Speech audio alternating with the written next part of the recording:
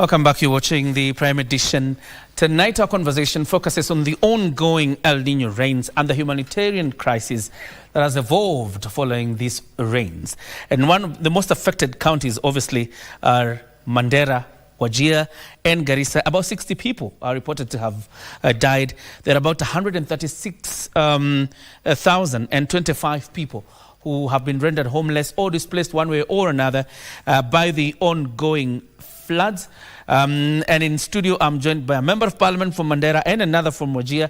Let's just get to see the picture of what is happening up north. The Honorable Haro Abdul is a member of parliament for Mandera South, and I also have the Honorable Farah Yusuf Mohammed from Wajir West. Thank you very much, gentlemen, for joining us tonight. Probably to start with you, Mheshimiwa Haro, paint the picture for us of how the situation looks like in Mandera South as we are speaking. Thank you, Kioria, for having me on this show once again. Yes. Mandera South, as we speak, the headquarters of Mandera South constituency is a place called Elwak. Elwak is a town of about 100,000 people, and it's completely marooned in water. And we're now talking about evacuating everybody from that town.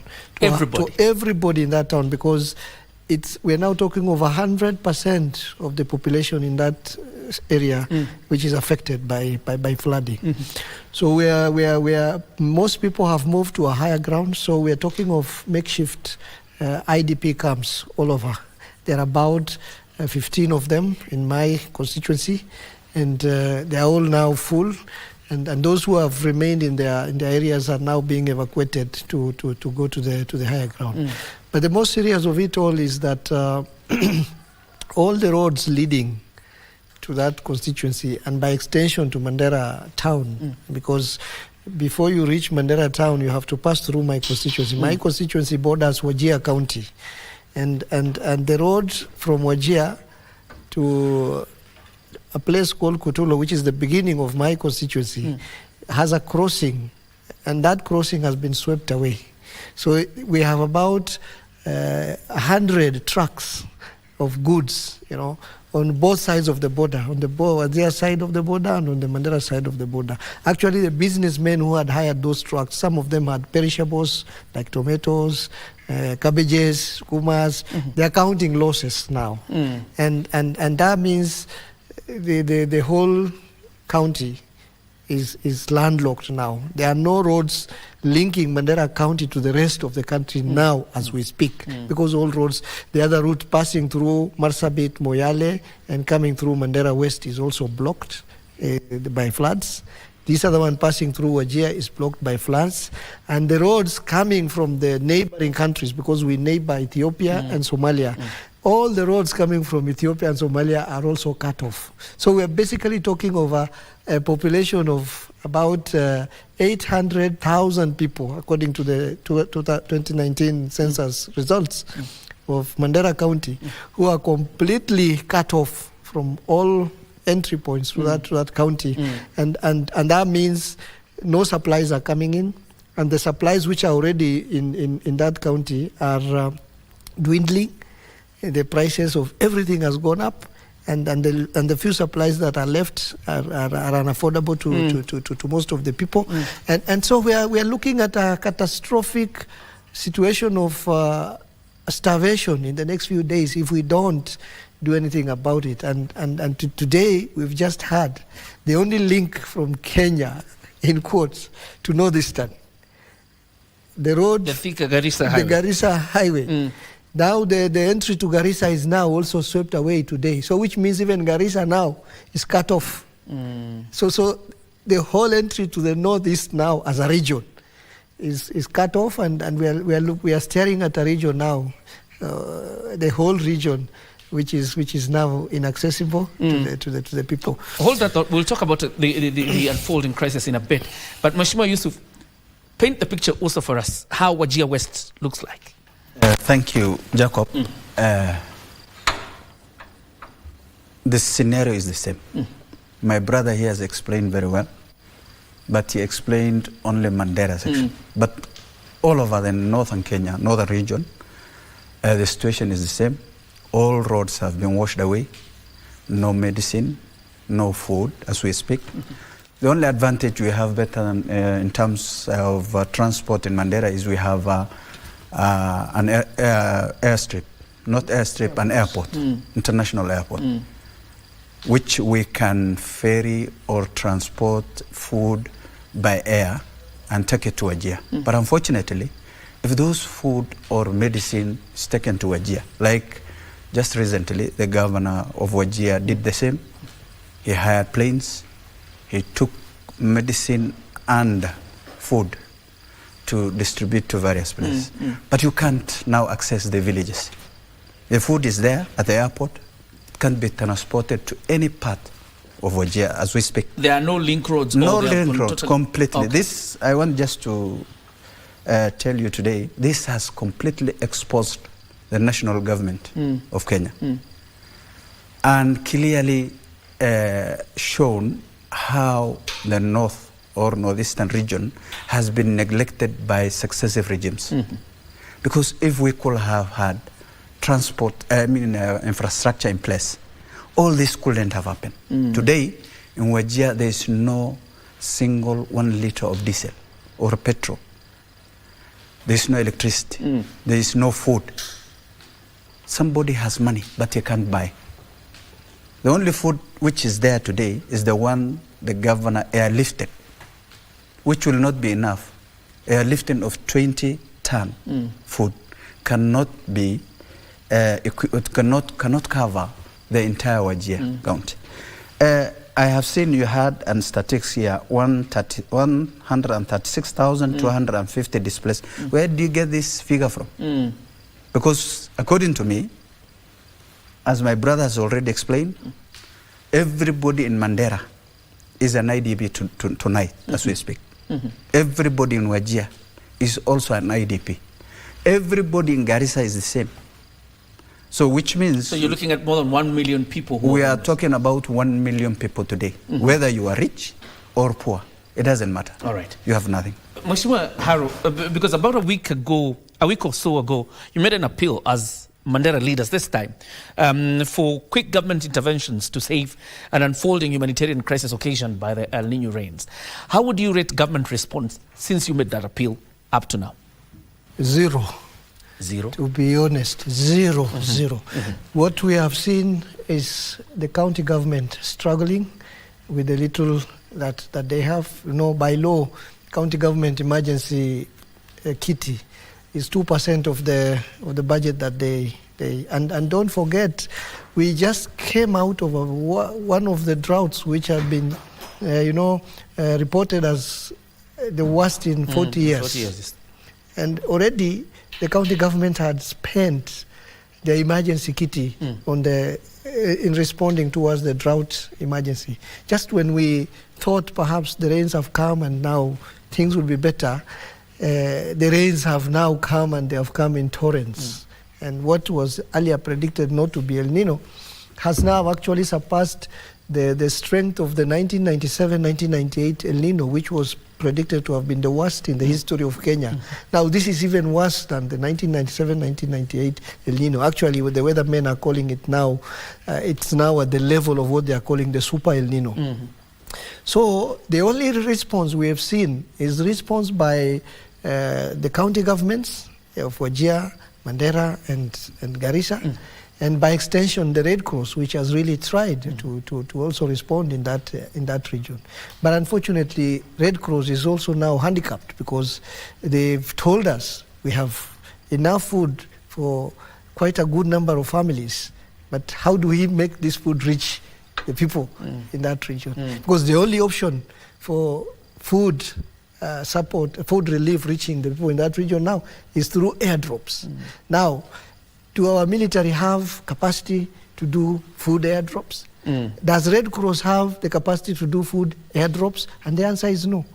The only other regional agency that has that capacity is perhaps WFP. But WFP cannot support unless the government declares this as a national disaster. And the government, for whatever reasons or for whatever wisdom it has refused to declare this as a national disaster. And the weathermen are telling us this is likely to go up to January or even February. Up to March. And if that happens, then we are staring at a devastation of, I don't know, historical proportions.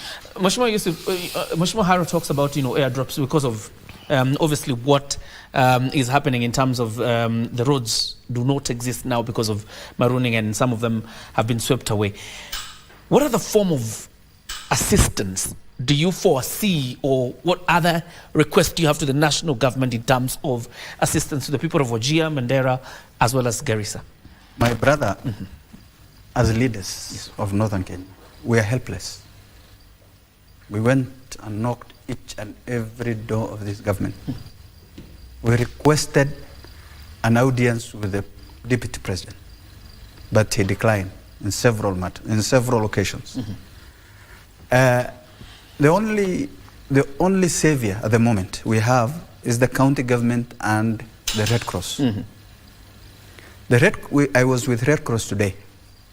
They told us they have the food, enough that can even serve until maybe 2 or 3 or 4 weeks, until we will collect more and request more for more money. But the unfortunate part is they can only take it to Wajir town, but they can't reach the outcasts. So the only hope, according to the Interior Ministry and the KDF, the CS Duale, they wanted to use the military choppers and the police choppers to transport food from one point to the other, to the most affected areas. That was, I think it was on Monday when the Interior Minister briefed the country about it and said, this is what we are intending to do. Monday, Tuesday, today is Wednesday. Yes. Nothing happened yet. But yes, Duale was in Mandera yesterday. He was in Mandera, he took food, but it went only to Mandera town. There is no any other plane that can take from Mandera town to the outcast, or from Wajir town to the outcast. Initially, we were using a KDF plane in Wajir. It helps. Was it a plane or a chopper? A chopper, okay. Not a plane, a chopper. It assisted some parts of Wajir County. It dropped, but accidentally it had an accident. And now we don't know what is next. We were expecting another one to be taken to Wajir, one to Mandera, and one to Garissa. But yet, up to now, we don't know what will going to happen. We don't know what government intention is. And we believe and we hope and we still appeal to the government of Kenya. I don't know when they will going to assist those people. Is it after they starve to death? Or when? I don't know. But we appeal as leaders to the government of Kenya to speed up their program and process, because I was very annoyed and distressed and helpless when I saw the deputy president of this country today saying he will not, the county government or those parts should not expect money from the national government. That was disheartening. That was not something that we were expecting. We were expecting government that is responsive. We were expecting a deputy president who is responsible in each and every part of this country. We appropriated money, around 10 million to 15. We don't know where it is. We don't know when it will going to help. You go to Asal ministry, you are told food is there, but we don't have the means to transport to Wajir. Who will eat this food? Quite an interesting one. Because Mheshimiwa Haro, I'm just asking myself, because obviously, probably from the government position is that the emergency fund was to be appropriated by the national government, not really by the county governments. Do you see a form of nexus between the national government and the county government in terms of coordination to respond to this unfolding humanitarian crisis we have in the north? I think, unfortunately, even when we had the serious drought, the national government formed a coordination committee of different stakeholders, including the different departments of the national government. And when this rain started pounding, the president announced that an El Nino coordination committee has been formed under the stewardship of the deputy president. Like my colleague, honorable member from Wajir West has just said, we have requested, as the members of the Northeastern Leadership Caucus, to meet with the deputy president in his capacity as the chairman of the coordination committee of the El Nino response. We even sent when we had a discussion with the Minister for Asal, we even told the Minister of Asal, Pedina Malonza? Yes. Please go and tell the Deputy President that the leadership from the Northeastern Caucus, Parliamentary Caucus, would like to have a sitting with him to discuss how we can help our people and coordinate, national plus the county. But what we are seeing now is, we are told the counties should use their emergency money. The counties should look for money from their other coffers. Well, it's a good thing to say the counties should take their part. But then what's the role of the national government? See, the national government, apart from providing the resources, it's also supposed to provide leadership in a crisis like this. And that's why we have that national coordination body. So, unfortunately, I will say, the coordination we are seeing now is not as flattering as it should be. They should step up that, especially the mechanism of, conversation and involving everybody and making sure the little resources that is there is also shared equitably to all the affected regions, because right now people are worried, perhaps, you see, Kioria, I don't believe we can say we are declaring there is an El Nino coming and the whole national government is not prepared for it. Even if later we came and said it is going to be a heightened rain, at least we had prepared for El Nino. So where is that preparation? Obviously, that's the big question. Mheshimiwa Yusuf, looking at the prevailing situation as is, because like you said yesterday, I think there was a chopper located by the Kenya Defence Forces, but then it developed problems, and then there was that incident yesterday. What is the way forward? Because I'm looking at the situation as is, there are no roads, villages are marooned. You have more than 1 million people at the risk of starvation and even sickness because of sanitation problems and obvious water. What would you propose as a member of parliament? What is the way forward? What I propose, if the government will listen to the leaders of northern Kenya, is first to declare this emergency as a disaster. The El Nino as a disaster. It is with us. There is nothing to hide. The weatherman has been vindicated. Initially, people were doubting, but today, the El Nino is with us. So the only thing the government can do, because government of Kenya has no capacity to deal with this kind of disasters. And it is known in history that we are poor in planning and even mitigating those kind of catastrophe whenever it happens. You can remember what happened at Westgate, Garissa massacre. We talk about the drought, the just recent drought, and now we are talking about El Nino. We are never prepared.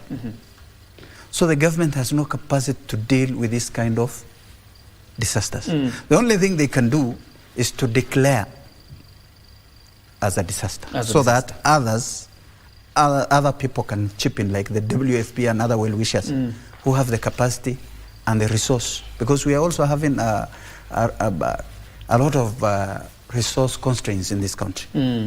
Mheshimiwa Haro, is that the silver bullet that once it is declared a national disaster by the national government, obviously an admission that this goes way beyond the capacity of handling for the national government, that the people of Mandera, Garissa and Wajir will get a reprieve? It's not the only silver bullet. Okay. There are other things that needs to be done. The government cannot also just kept quiet after declaring the national disaster. As we speak now, I told you, shops are running out of food. We are not on the national grid in most of that region, and which means the fuel diesel, which is supposed to run the generators for electricity in that part of the world, is not going to reach. Fuel is not going to reach there, because if there are no roads for transporting food, there is also no road for transporting fuel. As we speak, yesterday, Mandera Referral Hospital was not able to handle critical emergency cases like ICU cases, or even those people who require oxygen, because there is no electricity. So you can imagine how difficult it is going to be. So what we want and what we demand is that there must be a very swift action by all departments of government. We want to see a one government approach that we have been told about all the time in action now. We want to see quick action from the Ministry of Roads and Transport. These roads which are now, you see, in some areas, it's a shame. The tarmac is swept away. And when you see the places where water has swept away, it's like, a small layer was just placed on the soil. Poor workmanship. Poor workmanship. Okay. Some of these contractors who are doing this type of work are also culpable of genocide of their own people, because some of the tarmacs that we are seeing being swept away were done a few months ago at hefty billions of shillings on those roads. So we want to see the Ministry of Transport getting out of the boardrooms. We're getting statements from boardrooms every now and then. We want to see Kenha and Kera and all those Kuras and all those responsible for roads to make sure that those roads which they are responsible for are done, so that at least we have, like my brother said, this is actually exposed the underbelly of the national government. You see, 55, 56, 50 so many years of independence, a whole region like that can be cut off by rains, and there is no means of reaching those people. That level of neglect historically is now exposing the government's underbelly. Absolutely. So we want to see a one government approach in action. We want to see the Ministry of Health moving very quickly. Whole hospitals have been marooned. They have no electricity. What needs to be done to make sure critical cases? Today, in my constituency, a woman who was in labor was not able to reach the next health facility, and because of the floods. All right. A nurse had to walk in the water from the hospital to help the woman deliver in a taxi. It is critical like that. So we want to see the Ministry of Health doing what it is supposed to do. We want the Ministry of Assaults. They should not start telling us we have food, there is no road. It's a government. All right. We need to see action, one government approach, all those departments coming together and moving very fast. One government approach. Yeah. Mheshimiwa Yusuf, I want to give you your last minute for your last remarks as we wind up, because obviously time is against us, on what needs to be done, very quickly.